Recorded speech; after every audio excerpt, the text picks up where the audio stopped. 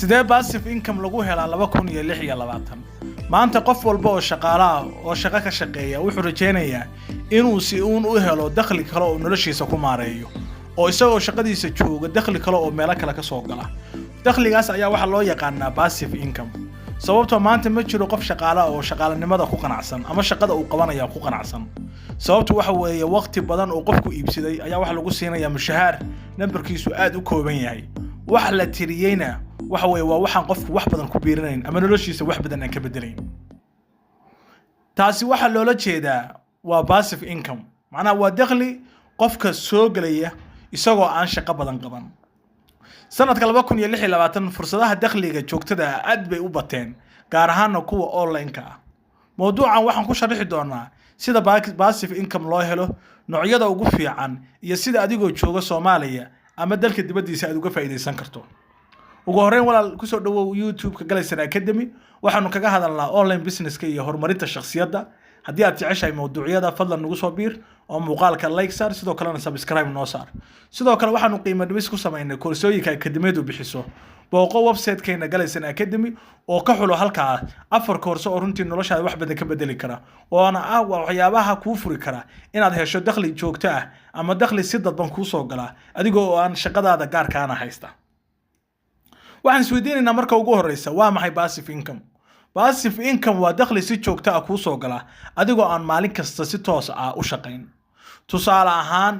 buug ayaad qortay oo aad si online ah loo iibiyo buug baad qortay si online aad u iibisay buugga hal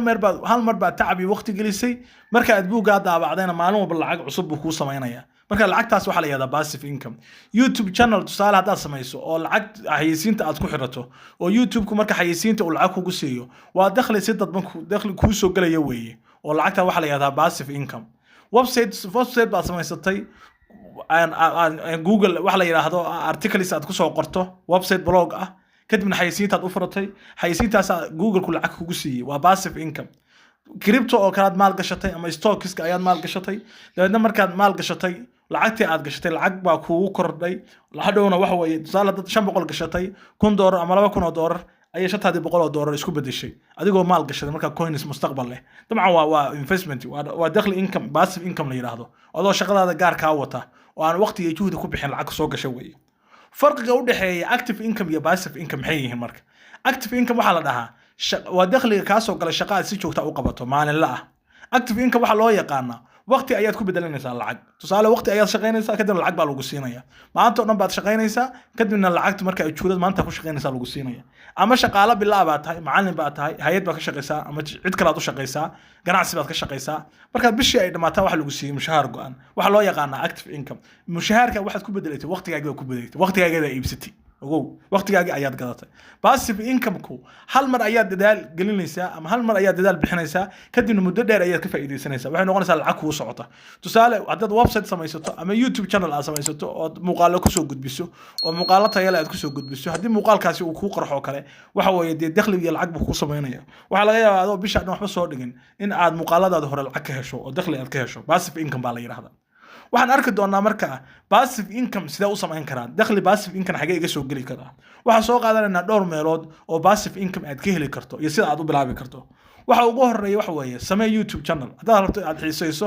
aqoontaada inaad dadka u soo gudbiso YouTube channel samayso YouTube channel-ka ku soo bandhig marka aqoonta aad leedahay hadaad gabar tahay iyo hadaad wiil tahayba wixii aad u aad leedahay alle hibaad u leedahay ama aqoon baad u leedahay dadka u soo gudbi oo YouTube-ka markaa samayso mid ka mid ah siyaabaha ugu fudud ee passive income lagu helo waa YouTube waxaad abuuri kartaa channel ku saabsan cryptocurrency ka hadla ama public speaking ama e-commerce ka hadla ama teach tutorial oo dadka inaad teknoolajiyada waxyaabaha ka barto diinta ama waxbarashada waxyaabaha ku saabsan ayaad samaysan kartaa marka YouTube-ka samaysanaysa waa inaad niche samaysataa niche waxa loo yaqaanaa inaad doorato mowduuc gaar oo aad ka hadasho marka aad gaarto 1000 subscribe iyo 4000 oo saacadood oo saacadaha lagu daawaday ay gaaraan waxaad codsan kartaa lacagta xayeysiinta ee ka timaada AdSense ama Google AdSense ee ka timaada ayaad codsan kartaa marka aad buuxiso 1000 subscribe ama 1000 qof ay kugu soo biiraan sidoo kale 4000 oo saacadood lagu daawado waxaad dalban kartaa xayeysiinta hadaad shuruudihii buuxisay muuqaalo aad leedahay inaad soo bandhigto xayeysiinta lagu soo aqbalo lacag baad ku bilaabi kartaa marka faa'iidada ugu muhiimsan ee YouTube leeyahay waxa weeye hal video oo viral ku noqda oo dad badan ay daawadaan runtii ayaa lacag muddo dheer ku sameyn kara tusaale haddii hal muuqaal ay 100,000 oo qof ku daawato 200,000 oo qof ku qaawato muuqaalkaasi uu qarxo dad badan uu gaaro mar walba muuqaalka la sii daawado oo mar walba lacag uu sii sameeyo marka faa'iidadaas uu leeyahay waxa la yaab YouTube hadda tusaale dadkan wadamada hormaray jooga ama dadkan waxa weeye gaalada waxay sameeyaan YouTube uu samaysanaya hal mar buu juhdi waqti gelinaya 200 oo muuqaal ama 300 oo muuqaal buu soo gelinaya si fiican buu muuqaalada u habeynaya tayada iyo quality gu xooga saaraya 200 oo muuqaal markuu sameeyo ayuu ka seexanaya marka lacagta marka uu bilowdo oo YouTube kii shuruudii uu bixin xayisiinta uu dalbanaya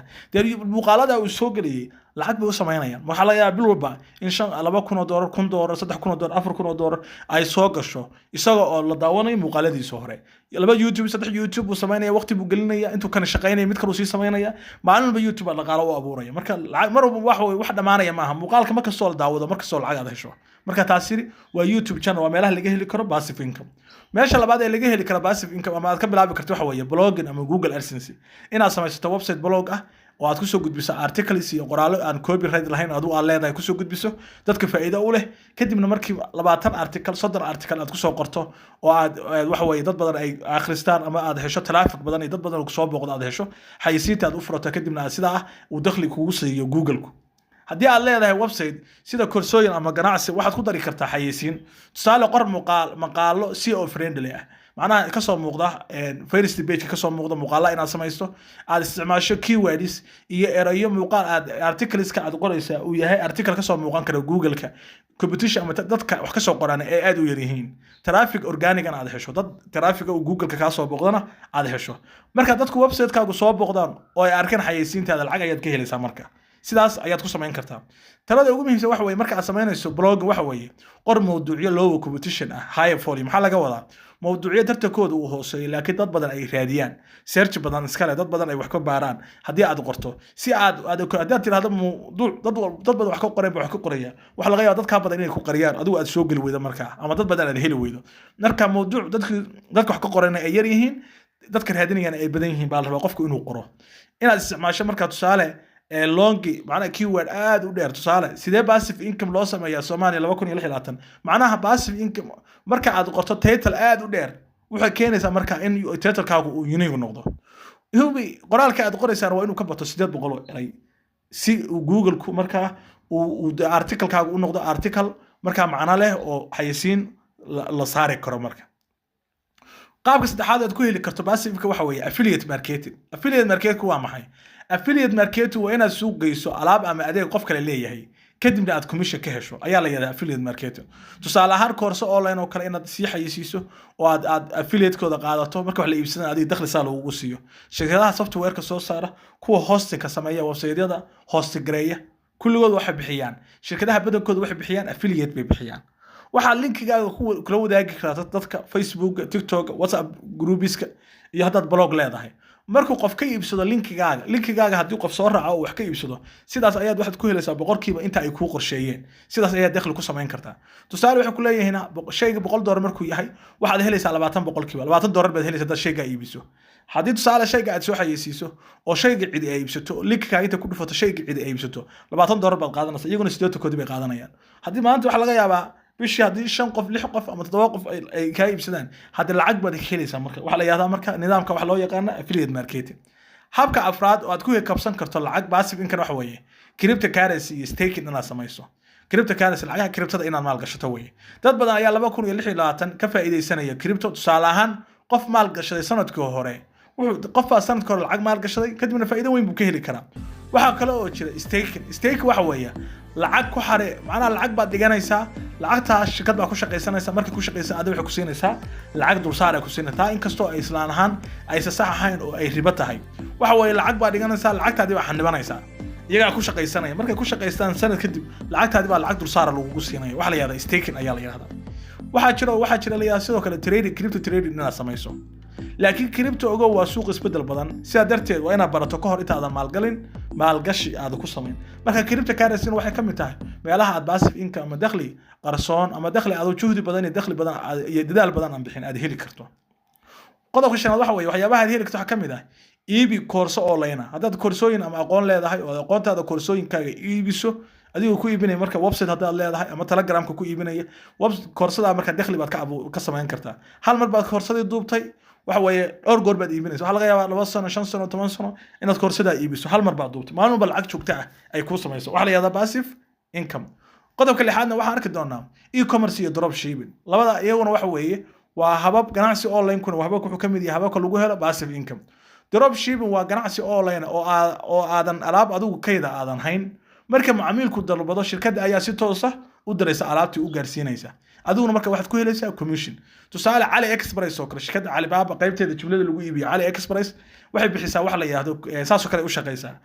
alaabtii waxa way waxa samaysanaysaa wax la yiraahdo drop shipping alaabta waxa haysa Alibaba haya adigu waxaad qaadanaysaa linkigooga waxa samaysanaysaa website alaabta waa ku soo bandhigaysaa qofka markuu alaabta adigu ka iibsado lacagta waxa u diraysaa shirkadda iyaguna qofkii alaabta u gudbinayaan waxaad u gudbinaysaa qofka addresskiisa iyo xogtiisa kadibna lacagtii alaabta baa loo dirayaa saasa drop shipping uu ku shaqeeyaa adiguna marka commission baad ku helaysaa tusaale shay Alibaba ka joogay $10 ayaa waxaad ka siinaysaa $25 ayaa adigu siinaysaa marka qofku markuu shay laatan ku soo diro 15 ka kala haraysaa $10 waxaad u wareejinaysaa Alibaba waxay u gudbinaysaa marka AliExpress waxay u gudbinaysaa xogta qofka isaga alaabta u deliver gareynaya isaga alaabta u diibaya adigu kaliya waxa tahay dilaal isku xire shirkadda alaabta iibinaysa iyo kii iibsanaya ayaad isku xiraysaa faa'iidada uu leeyahay marka ganacsiga online ka e-commerce iyo drop shipping waxa weeye ma u baahnid capital aad u fara badan iyo inaad lacag badan ku bilowdo wax yar ayaad ku bilaabi kartaa qodob toddobaad waxa weeye meelaha kale oo laga heli karo waxa kamid ah passive income daabac buug digital haddaad tusaale ahaan aqoon leedahay ama aqoonteeda ka faa'iidaysto aad buug qorto buug marka nolosha dadka wax ka badan ka bedeli kara ama dhalinyarada wax badan ka caawin kara buug aad qorto kadibna buugga aad soo bandhigto hadda buugga aad iibiso dakhli joogto ah buu ku sameynaya haddaad tusaale buug soconaya mowduuc soconaya wax ka qorto oo tusaale buugga aad ka daabacdo 10,000 oo buug aad daabacdo oo aad geyso guud ahaan wadanka iyo dalka dibadiisa aad buugta aad qaybiso markasta buugga la gato markasta lacag soo gasho marka waxa la yiraahdaa passive income iyaguna waa sidaa toddobada qodob waxay ka mid yihiin waxyaabaha passive income ka ama ganacsi passive income aad ku bilaabi karto waxaan isweydiinayna marka sidee loo doortaa passive income sax ah adiga kii kugu haboon see loo dooranaya marka see u dooran kartaa isweydii su'aalahan xirfad noocay ayaan leeyahay waa inaad isweydiisaa si waxay inaad mid ka dooranayso waxay ku xiran tahay xirfadda aad leedahay waqtiga aad gelin karto ama waqtiga aad hayso ayay ku xiran tahay miyaa rabtaa inaad online ku iibiso mise offline baad ku iibinaysaa ma haysataa capital lacag yar oo lacagta aad ku bilaabaysaa intee la egta intaasoo qodob marka isweydiiso waxaad ogaan kartaa kan kugu haboon oo aad markaa aad geli karto haddii aad tahay macallin ama qof leh aqoon crypto iyo marketing khusaysa blogging iyo koorso online ayaa kugu filan oo aad ku bilaabi kartaa qodobka waxaan arki doonaa qorshe 3 bilood gudahood aad ku bilaabi karto passive income joogto ah 3 bilood oo noloshaada 3 bilood oo kamid ah haddaad qorshe samaysato oo aad samaysato marka qorshahan passive income runtii waad bilaabi kartaa bisha koowaad tusaalahan oo kale waxaad samayn kartaa dooro niche waxaad doorataa tusaale mowduuc maxaa rabtaa adigu inaad ka hadasho haddaad rabtaa inaad YouTube samaysato haddaad rabtaa inaad blog samaysato adigu waxa aad doonayso inaad iibiso ama aad ka hadashaa muxuu yahay niche dooro YouTube channel oo kale samayso ama website bilow ka tagto joogta ku soo gudbi YouTube haddaad leedahay ama website-ka maqaalad joogta ku soo qor bisha labaad waxaad samaysaa audience si fiican u dhis affiliate link below inaad shirkadaha affiliate bixiya affiliate ka soo qaadato bisha saddexaad waxaad codsataa markaa monetization ka maxay siiti codso aad iibi koorsooyin iyo e-book samee oo online ku iibi haddii aad si joogta u shaqeyso 6 bilood ilaa 12 bilood gudahood waxaad arki kartaa natiijo dhab ah oo runtii aad ku bilaabi karto markaa ganacsi passive income gunaanadka waxaan ku soo ururinaynaa passive income 2026 waa fursad weyn gaar ahaan dadka doonaya xorriyad dhaqaale ma aha wax habeen kaliya ku yimaada laakiin waa nidaam u baahan dadaal bilow ah iyo sabir hababka ugu fiican ee aad maanta ku bilaabi karto waa YouTube baad bilaabi kartaa blogging iyo AdSense blog baad bilaabi karto xayeysiin saarsan kartaa affiliate marketing baad samayn kartaa xayeysiinta inaad xayeysiiso dad kale productyadooda cryptocurrency baad bilaabi kartaa inaad iibiso koorsooyin ayaad bilaabi kartaa haddii aad rabto inaad noqoto qof dakhli badan leh maanta bilow hal talaabo oo yar 2026 ha noqdo sanadka aad dhisayso ila markaa ilahaaga passive income-ka walan markaas qof kastana waa hamiga uu leeyahay isagoo hurdo isagoo gurigiisa jooga isagoo masqusha ku jira isagoo gym ku jira inuu dhaqaale sameeyo qof kasta hamigiisa weeye marka si aad hamiga u samayso toddobada qodob baa ku banaan oo dakhli passive income ah aad ka heli kartaa marka kii kugu soo baxaya adigu samee insha Allah sidoo kale waa muuqaalkan hadda aan ka hadlayno bas toddobada qodob aan ka hadalnay iyagoo faahfaahsan iyagoo si fiican u qoran article qurux badan aan ka sameynay wuxuu ku jira waxa la yiraahdo website-keena Galaysan Academy website-ka ayuu ku jira website-ka booqo blogga si fiican u akhriso article si fiican u akhriso tusaalooyin baa ku jira waxyaabo nolosha ku saabsan baa ku jira marka article aad ku anfacayo oo ah qoraalka hadda mawduuca aan hadda aan ka hadlayno oo aan ka samaynay wax weeye isagoo qoraal oo si fiican u akhrisan karto si waxa laga yaabaa muuqaalka inaad wax ka ilowdaa dhici karta si marka aad u fahanto halka article-kana ka akhriso oo si fiican u fahan marka noloshaadana ku dabaq aad iyo aad ba mahadsantiin rabadaan mubaarak wassalaamu calaykum waraxmatullaahi wabarakaatu